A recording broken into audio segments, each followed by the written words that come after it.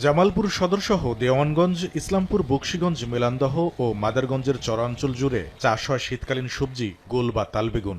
বিক্রি হয় রাজধানীসহ দেশের বিভিন্ন জেলায়। চরের চাষিদের আয়ের বড় একটা অংশ এই বেগুন যোগান দিলেও এবছর পোকার আক্রমণে দিশেহারা তারা। এটা আছে মানে বাগুন সিদ্ধি করে আরেক পোহা আছে পাতা মধ্যে তৈরি ওয়াশ চুইসা খায়লা। এর মধ্যে খালি পোকা দিয়ে কোনো পত্তা নাই। বাজার নিলে নেয় নামাই কইলে না কিনে আইস। বিষ দিতেছি, পোকা তৈরি হয়েছে, পোকা ছাড়া আর পাইতেছি না।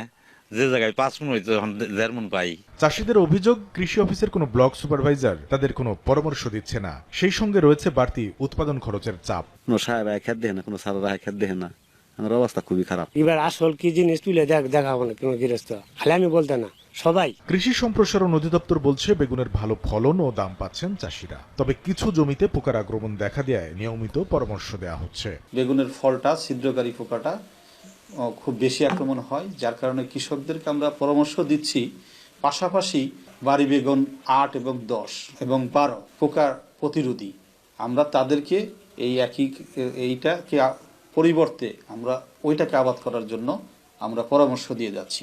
এবছর জামালপুরে 4350 হেক্টর জমিতে বেগুনের চাষ হয়েছে। সময় সংবাদ, জামালপুর।